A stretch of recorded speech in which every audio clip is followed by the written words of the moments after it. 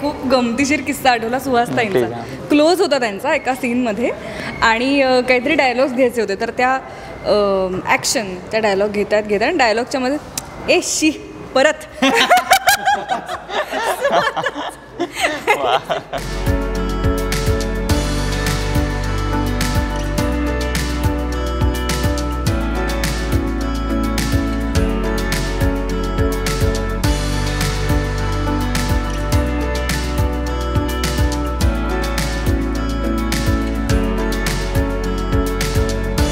नमस्कार, मी आविष्कार चाबुकस्वार. मराठी बॉक्स ऑफिसमध्ये तुम्हा सगळ्यांचं स्वागत आहे. काही दिवसांपूर्वी बऱ्याच जणांना हा प्रश्न पडला आहे की नक्की बॅग कुठे आहे.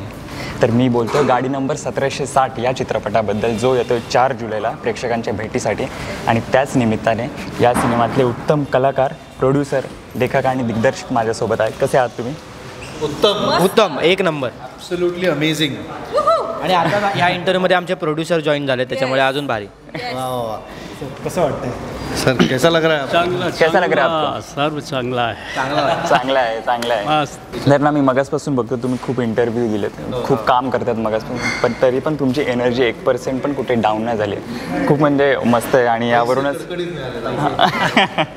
नक्कीच. तर म्हणजे आधी तर मला जाणून घ्यायचं आहे कलाकारांकडून की काय प्रोसेस होती तुमची प्रोजेक्टमध्ये इन व्हायची. नाही, मी थोडं असं ठरवलं होतं की आता आपण काहीतरी वेगळं काम करायचं किंवा एक उत्तम सिनेमा आला तरच आपण काम करायचं. कारण माझी आता साधारण फिल्म लिस्ट बघता मलाही आता असं वाटायला लागलं की आपण थोडं वेगळं काहीतरी करायला पाहिजे. काहीतरी प्रेक्षकांचा आपल्यावर एवढा विश्वास आहे, तर आपण काहीतरी त्यांना वेगळं देणं आपलं एक काय म्हणा कर्तव्य आहे. सो त्याच्यामुळे मी थोडा वेट करत होतो की चांगली फिल्म येईल. आणि त्यात योगीने मला ही फिल्म ऐकवली. आणि ओव्हरऑल फिल्म म्हणून माझं कॅरेक्टर तर आहेच, पण ओव्हरऑल फिल्म म्हणून ही मला कुठेही नाटक नाही वाटलं किंवा ड्रामा नाही वाटला. ही फिल्म आहे एक प्रॉपर. आणि ती फिल्म तुम्हाला जास्त रिलेट का होते, कारण तिचा जो गुणधर्म आहे तो कुठेच सोडत नाही. म्हणजे फक्त कॉमेडी नाही, तर थ्रिलर, सस्पेन्स, ॲक्शन या गोष्टीतनं ती तुम्हाला थोडंसं इन्व्हॉल्व करत राहते, एंगेज ठेवते. म्हणजे बऱ्याचदा असं होतं की नाही, एंटरटेनमेंटच्या नावाखाली फक्त लाफ्टरचंच चालले, तर एक टेन्शन बिल्ट होईल, एक सस्पेन्स होईल, एक थ्रिल होईल. मार त्याला मार, असं पण होईल प्रेक्षकांचं. मास आल्याला मार, असं पण प्रेक्षकांचं. किती हरामी आहेत रे हे लोक, हा किती चांगलं आहे, असं लोकांमध्ये एक डिस्कशन होईल आणि एक वेगळ्या प्रकारचा सिनेमा लोकांना बघायला मिळेल. तो मला असं वाटतं की योगीने त्या कॅफेमध्ये जे नरेशन केलं ना, त्यावेळी मी प्रेक्षक म्हणून तो बघत होतो आणि तो मला तितका आवडला म्हणून मी तो चूज केला. आणि thanks to Yogi, Kailas sir आणि सिनेपोलिस पण, कारण सिनेपोलिस आपला सिनेमा रिलीज करते सर्वत्र. सो त्याच्यामुळे आम्ही केलेले कष्ट ते लोकांपर्यंत पोहोचवणार आहेत आणि ते चांगलंच पोहोचवतील आणि लोकांना ते आवडेल. गोष्ट खूप आवडली या सिनेमाची. आणि त्यानंतर पात्र, चिनू हे पात्र खूप आवडलं. काहीतरी वेगळे पण आहे या पात्रामध्ये. नेहमीसारखी एक गोड गर्लफ्रेंड ही नाही आहे, फटकळ आहे, थेट आहे, प्रॅक्टिकल आहे.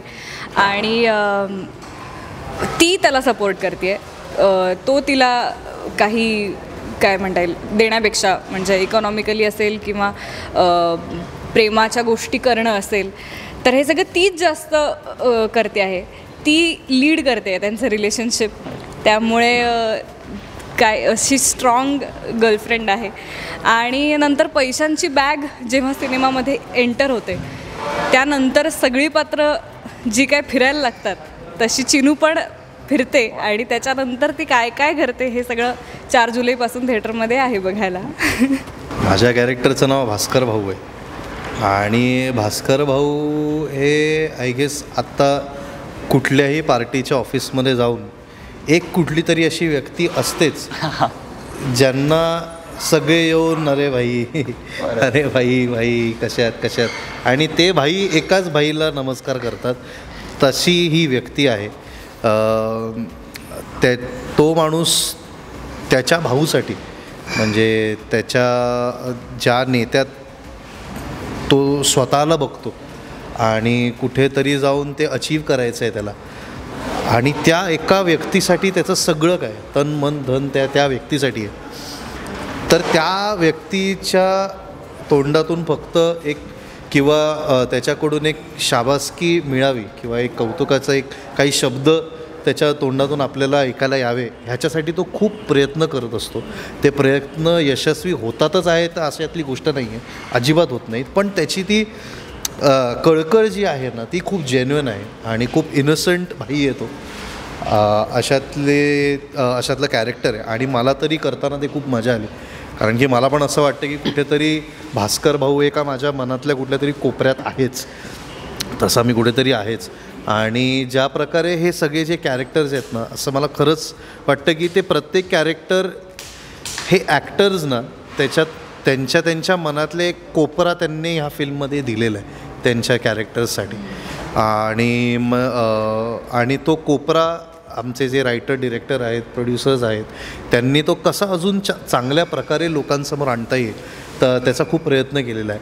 आणि आम्ही तो प्रयत्न आता 4 जुलैपासून गाडी नंबर 1760 ह्याच्याद्वारे लोकांपर्यंत पोहोचणार आहोत. ठीक आहे. तर आता मी दिग्दर्शकांकडे येतो. कॅप्टन ऑफ द शिप काय म्हणजे कधी तुम्ही लेखक पण आहात तर काय लिहायची सुरुवात कशी झाली किंवा काय मनात विचार आला की गाडी नंबर 1760 ही फिल्म करावी? ॲक्च्युली कसं झालं की माझ्याकडे स्टार्टिंगला एक इव्हेंट होता, पहिले एक छोटासा इव्हेंट होता आणि फक्त एकच कॅरेक्टर होतं, ते म्हणजे आजी. ओके. आणि मी फक्त तिथेच फिरत होतो की ह्याचं काय बनू शकतं का वगैरे वगैरे. आणि मग त्याच्यामध्ये मी विचार केला की भाई मी एक काम करतो, मी ना एका लोकेशनवर बनेल आणि जी स्वस्तात बनेल आणि जी शूटला पण इझिली आपण करू शकतो अशी गोष्ट तयार करायची. आणि मग जेव्हा त्या प्रोसेसमध्ये मी गेलो आणि हे जे कॅरेक्टर्स आहेत ना, अभि वगैरे, आता अभिचं कॅरेक्टर तर म्हणजे खूप सिमिलर आहे माझ्या कॅरेक्टर, म्हणजे माझं रिअल कॅरेक्टर जे आहे त्याच्या थोडंफार जवळ आहे ते. आणि बाकीचे हे जे कॅरेक्टर पण आहेत ना, बाकी भाऊ असतील किंवा अजून शशांक शेंडे असतील, तांडेल असतील, आजी असेल, तर हे पण ना कुठे जवळ आहेत माझ्या. ठीक आहे, एखादी गोष्ट कुठे ना कुठे आपण कनेक्ट करतो ना, असे कॅरेक्टर्स आहेत ते. तर मी म्हटलं की ठीक आहे, आपण एक काम करूया, ह्या सगळ्या कॅरेक्टरांना या गोष्टीमध्ये, या इव्हेंटमध्ये बसवूया, प्लेस करूया आणि बघूया काय मजा येते. आणि मग ते एक करत त्या प्रोसेसमधनं पुढे जात ना एक गोष्ट घडली आणि ती खूप कमाल झाली गोष्ट. आणि मला तर खूप मजा आली ते सगळं करण्यासाठी. आणि म्हणजे मला अजूनही आठवतं आहे की मी जेव्हा कैलास सरांना भेटलो आणि ॲक्च्युली आमची भेट ना खूप वेगळी होती आणि खूप म्हणजे अशी की आपण भेटतो आहे आणि मी तुम्हाला फोन केला आहे आणि तुम्ही या, आपण भेटतो आहे, आपण नरेशन करतो आहे, अशी काही ती भेट नव्हती. ठीक आहे, मला ऐकवायचं आहे तर आपण भेटू शकतो का? हां, मी तिकडे येतो आहे, आपण बघूया, अशा टाईपची ती भेट होती. आणि आमची भेट झाली आणि मी त्यांना सांगितलं की अशी गोष्ट आहे. तर ते म्हणाले ठीक आहे, आपण बघूया कसं काय होईल. माझे प्लॅनिंग्स थोडे वेगळे आहेत. ठीक आहे, मी सध्या तरी म्हणजे बघतो आहे, पण माझे प्लॅनिंग्स वेगळे आहेत, तर ते प्रायोरिटी मी करणार आणि मग बघणार म्हणजे काय होतं काय नाही.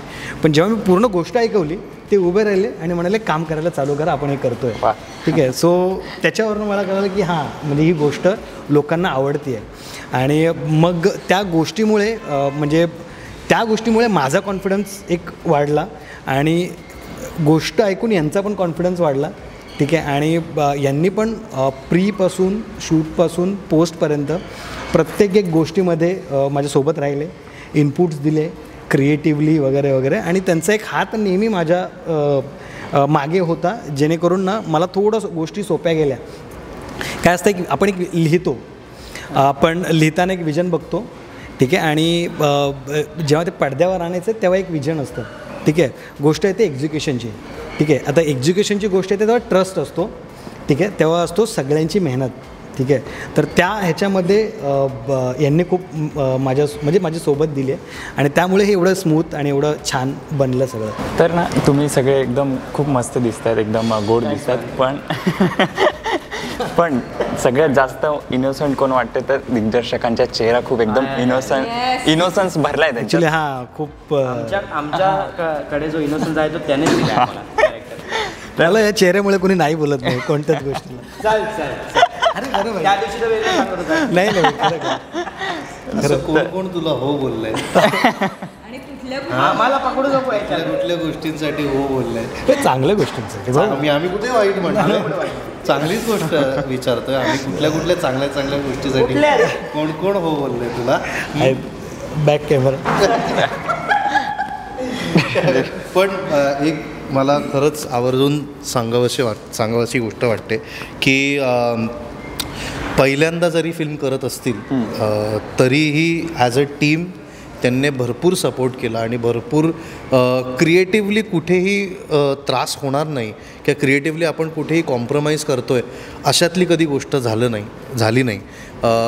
बजेट्स फिल्मच्या मराठी फिल्मच्या खूप आपण ना बजेट कन्स्ट्रेंटमध्ये करत असतो कारण की ऑब्व्हियसली ते तसंच करावं लागतं. नाहीतर निर्माते परत फिल्म्स बनवणार नाही आणि निर्माता चालला तरच तरच इंडस्ट्री चालेल. पण त्यांनी त्या सगळ्या गोष्टी डोक्यात ठेवून क्रिएटिव्हली आपल्याला कुठेही काही कॉम्प्रोमाइज न करता एक कलाकृती लोकांपर्यंत पोचवायची आहे ह्या गोष्टीची जबाबदारी घेतली आहे दोघांनी. आणि हे पण नॉन महाराष्ट्रीयन असूनसुद्धा त्यांनी ज्या पॅशनेटली ही फिल्म प्रोड्यूस केली आहे आणि ज्या पॅशनेटली हे रोज असायचे आमच्या सेटवर आणि ज्या पॉझिटिव्ह वाईब्सने आमच्यासोबत असायचे तर त्याच्यासाठी we all as a team are very thankful to them. खरंच मस्त. तर तो प्रश्न अर्धवट राहिला. तर मला विचारायचं होतं तुम्ही एवढे इनोसंट आहात तर आणि हे तिघं खूप ह्युमरस कॅरेक्टर्स आहेत म्हणजे रिअल लाईफमध्ये पण म्हणजे कुठे ना कुठे जोक्स चालू असतात मस्ती चालू असते. तर शूटिंग दरम्यान ह्यांचा त्रास झाला आहे का म्हणजे चांगल्या वेमध्ये काय झाला आहे का? नाही त्रास झाला आहे पण चांगल्या वेने ठीक आहे. खूप टाईमपास केला आम्ही मध्ये फावल्या वेळामध्ये. हां मग तो चांगला वाला त्रास चांगला वाला त्रास चांगल्या वेळेने. हां पण खूप धमाल केली आम्ही म्हणजे अशी वेगळी काही धमाल नाही केली अशी नाही म्हणजे अरे तसं नाही त्रास दिलाय पण चांगला वाला त्रास अरे नाही अरे म्हणजे तशी म्हणजे फिल्मला सोडून अशी काही नाही केली. त्या सीनमध्येच राहून त्या पंचेसलाच घेऊन खूप धमाल केली आम्ही. मजा आली. पण आम्ही जरीही ॲक्टर्स माणूस म्हणून कसंही असलो म्हणजे आपण बकवास आहोत काही बाबतीत आपण समोरची माणसं हे चल काय टॉक अबाउट युअर सेल्फ. सगळे इथे प्रत्येकजण त्यांच्या परीने तेवढंच मस्तीखोर आहे तेवढंच हरामी आहे. पण मला खरंच खूप आवडतं की जेव्हा मी टॅलेंटेड आर्टिस्ट बरोबर काम करतो आणि हे लोक खूप जबरदस्त म्हणजे अख्खी टीम त्यांच्याबरोबर काम करताना एवढी मजा येते ना कारण की ॲक्शन म्हणायच्या अगोदर आम्ही सगळ्या गोष्टी करत असतो सगळ्या फालतुगिरी होतात सगळं होतं. पण ॲक्टर ही जी माणसं आहेत ना ॲक्टर्स हे एवढे नालायक असतात तुम्हाला वाटणार पण नाही की ह्यांच्या डोक्यात तेव्हा काय चालू असतं. पण ते त्यांचा अभ्यास सगळे प्रॉपर करून येतात. त्यांना लोकांना वाटत असेल की अरे ह्यांचा टाईमपास चालू आहे हे तर धमाल करतायत पण नाही. तो टाईमपास जरी चालू असतो तरी प्रॉपर अभ्यास केलेला असतो आणि ते सगळा अभ्यास इथे असतो. जेव्हा रोल सांगितलं जातो जेव्हा कॅमेरा रोल होतो ना तेव्हापासून तो सगळा अभ्यास त्याच कन्व्हिक्शनने तेवढाच पॅशनेटली तो समोर मांडला जातो आणि त्याच्यामुळेच आय गेस आम्ही इथे आहोत. आणि मला अजून एक ॲड करायचं याच्यात हे ना म्हणजे हा म्हणा जसा अभ्यास असतो हे असतो अभ्यास फक्त स्वतःच्या कॅरेक्टरचा नसतो दुसऱ्यांच्या कॅरेक्टरचा पण असतो. म्हणजे बऱ्याचदा काय व्हायचं ना शुभंकरला काय वाटलं तर तो मला बिंदास सांगू शकायचा मला काय वाटलं तर मी हिला बिंदास योगी तर आम्हाला सगळ्यांना सांगायचा. पण तो जो एक काय म्हणूया की आता ह्याला कसं सांगू आपण मग ह्याला सांगूया का मग कधी ह्या दोघांचा टेक झाल्यानंतर योगीला तर ते विचारायचे पण मला पण येऊन विचारायचे बरं झालं ना ठीक आहे ना हे बरं मी पण यांना विचारायचं हे बरं आहे ना ठीक आहे ना ही रिॲक्शन जरा मी त्या टेकला बरी दिली होती ना. सो हा कम्फर्ट झोन ना आमच्या सगळ्यांमध्ये आहे म्हणजे इवन सुहास जोशींमध्ये सुद्धा म्हणजे आम्ही तर फार वयाने समवयस्कर वगैरे आहोत पण ते तर म्हणजे खूपच मोठे पण तरी आम्ही प्रसाद दादाला पण आम्ही बिंदास काहीतरी सांगतोय शशांक शेंडेंना पण आम्ही बिंदास. तर ते मला असं वाटतं की एक कम्फर्ट झोन असल्यामुळे जरी मस्ती करत असलो तरी कामात एकदम सिरियस आणि फार कम्फर्ट झोन. मला एक खूप गमतीशीर किस्सा आठवला सुहासताईंचा. क्लोज होता त्यांचा एका सीनमध्ये आणि काहीतरी डायलॉग्स घ्यायचे होते तर त्या ॲक्शन त्या डायलॉग घेतात आणि डायलॉगच्या मध्ये शी परत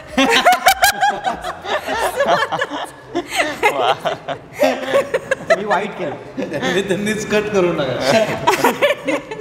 परत आणि ते पण त्यांच्या कॅरेक्टरमध्येच बोलण्यासारखं झालं तर योगी 2 मिनिटं हँग होता हे कुठल्याही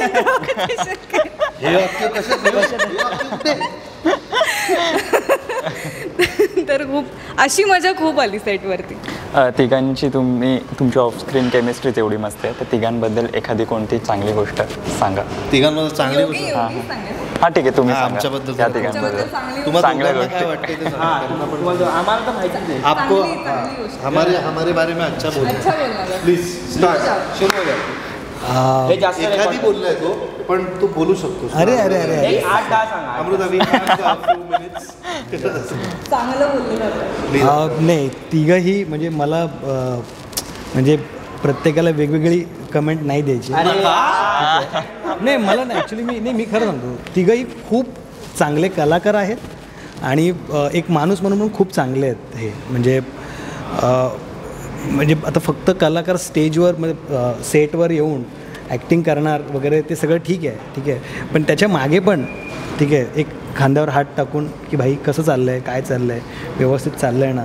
भरपूर गोष्टी असतात जेव्हा आपण फिल्म करतो, ठीक आहे, भरपूर गोष्टी असतात प्रोडक्शन लेवलला असतील, अजून काही गोष्टी असतील, ठीक आहे. पण मला तेच आहे की ह्यांचं माझ्यावर प्रेम आहे म्हणून ह्यांनी कधीच त्या गोष्टी ना माझ्यापर्यंत नाही येऊन दिल्या, ठीक आहे. सो खूप म्हणजे मी आधीच म्हटलं आहे की खूप गुणी कलाकार आहे ते, ठीक आहे. तर कलाकारासोबत माणूस म्हणून पण खूप गुणी आहे ते, ठीक आहे. रडायचं काय आहे याच्यात? थोडं नका रडू. खूप छान खूप छान. त्यांनाही सांग. तुम्ही पण सांगा या फिल्मबद्दल, यांच्याबद्दल. 1760 या सौभाग्याने मला इतके चांगले आर्टिस्ट आणि इतका चांगला डायरेक्टर, खूप हार्डवर्किंग, खूप टॅलेंटेड योगी सर. ओके, सुरुवातीपासून मी स्क्रिप्ट पासून मतलब या प्रोजेक्टला इन्वॉल्व आहे आणि खूप मेहनत करतात हे. मतलब कभी मतलब हिंदी में बात. हाँ, मतलब कब सोते हैं कब जागते हैं कुछ पता नहीं चलता है इनका. मतलब कोई टाइमिंग नहीं है. रात को 2 बजे भी बात करते हैं, सुबह 6 बजे स्टूडियो में होते हैं. मतलब इतने हार्ड वर्किंग. बाकी आर्टिस्ट जितने भी हैं हमारे, मुझे मतलब इस तरह के टीम मिली है ना, सौभाग्य से मिलती है. वाह. तो बहुत मैं गॉड का थैंक करता हूँ कि भाई मतलब इतने अच्छे आर्टिस्ट मिले, इतनी अच्छी टीम मिली मुझे, इतने अच्छे डायरेक्टर मिले, इतनी अच्छी स्क्रिप्ट मिली जिसकी वजह से इतनी अच्छी फिल्म बनी है. तो एंड ऑफ डे जो रिज़ल्ट होता है ना, उसके ऊपर पूरी चीज़ें होती हैं. तो हमने सबने जब फिल्म देखी जब फाइनली, तो बहुत खुशी हुई कि बहुत सेटिस्फैक्शन मिला कि हाँ, हमने जिसके लिए काम कर रहे थे वो फाइनली स्क्रीन पर आया है. तो काफ़ी खुशी हुई है और सभी के लिए थैंक यू. मैं एक बार और बोलना चाहूँगा, सारे आर्टिस्ट, मेरे डायरेक्टर और भी सारे क्रू मेंबर जितने भी हैं, DOP एंड ऑल टीम, सब ने काफ़ी सपोर्ट किया है. और मैं चाहता हूँ कि मराठी ऑडियंस को भी रिक्वेस्ट करूँगा कि मतलब मराठी फिल्मों को जाके थिएटर पे देखें. मैं क्यों बोलना चाहता हूँ, हाँ हम भी देखिए उसके लिए देखिए मराठी ऑडियंस को भी जिम्मेदार ठहराना अकेले सही नहीं है. हमको भी एक अच्छी कोशिश, अच्छी फिल्में बनानी चाहिए, अच्छी स्क्रिप्ट पे काम करना चाहिए as a director, as a producer और एज एन आर्टिस्ट. तो सबको मेहनत करके अच्छी चीज़ें दोगे. मैं यही सोच रहा था बीच में कि महाराष्ट्र जो स्टेट है इतना बड़ा है, साउथ के बहुत सारे स्टेट हैं उनसे भी बहुत सारे स्टेट से बड़ा है. तो साउथ में जो हर साल करीब करीब मैं देख रहा हूँ ना 10 से 12 फिल्में जो 100 करोड़ क्रॉस कर लेती हैं कलेक्शन वाइज, 100 करोड़ के ऊपर जाती है. बट महाराष्ट्र में मैं देखता हूँ एक भी फिल्म मतलब एक आधा कभी होगी 25-30 करोड़ क्रॉस करती है. तो मतलब ये क्यों होता है? कहीं के यहाँ पे कुछ तो चीज़ें होंगी. मतलब लोग मराठी इंडस्ट्री को सपोर्ट करने के बजाय हो सकता है कि कुछ सेल्फ ये अपने फ़ायदे के लिए, ठीक है, जिसको बोल सकते हैं कि यार छोटी छोटी चीज़ों के लिए क्या होता है कि उससे प्रोड्यूसर को बेनिफिट अगर नहीं होगा, सपोज एक प्रोड्यूसर अगर 3-4 करोड़ रुपए लगाएगा, अगर वो रिकवर नहीं होगा, एक बार नहीं होगा, 2 बार नहीं होगा, तो नेक्स्ट टाइम वो नहीं खड़ा होगा. तो इसके लिए क्या होता है, मुझे ये लगता है कि सभी को सपोर्ट करना चाहिए. मतलब एक प्रोड्यूसर को भी और एक क्या कहते हैं हर किसी आर्टिस्ट को भी, डायरेक्टर को भी हार्ड वर्क करके अच्छे कंटेंट पे काम करना चाहिए. जिससे कि मराठी ऑडियंस भी पॉजिटिवली थिएटर्स पे आएगी, अच्छी फिल्में बनेंगी। और मराठी ऑडियंस से भी रिक्वेस्ट है कि आप हर जगह की फिल्में देखते हैं, साउथ की देखते हैं, हिंदी की देखते हैं, तो आप लोग अच्छी फिल्मों को देखिए। मैं ये नहीं बोल रहा हूँ कि हर तरह की फिल्मों को देखने जाओ। अगर आपको लगता है कि ये फिल्म अच्छी है, अच्छे रिव्यूज़ है, अच्छी चीज़ें हैं, तो उसको जाके थिएटर में देखना चाहिए। ये मेरा मतलब रिक्वेस्ट समझ लीजिए या जो भी है। मैं एक ये नहीं बोल रहा हूँ कि मैं एक प्रोड्यूसर हूँ, भाई मेरी फिल्म जाके देखो। मतलब हर अच्छी फिल्म को आपको सपोर्ट करना चाहिए, तो इंडस्ट्री बड़ी होगी। और मैं बेसिकली उत्तराखंड से हूँ। मेरा जन्म उत्तराखंड में हुआ, बट 25 साल हो गए मुझे मुंबई में, तो मैं कर्म से महाराष्ट्रियन हूँ। अच्छा, ओके, जन्म से उत्तराखंड से हूँ, लेकिन कर्म से मैं अभी महाराष्ट्रियन हूँ पूरी तरह से। हाँ, थोड़ा सा क्या होता है कि लैंग्वेज मैं बोलू शकत हो मराठीवर, पर लिटिल बिट कॉन्फिडन्स वाटत नाही. होईल होईल हळूहळू ते होईल, हळूहळू होऊन जाईल. So thank you so much.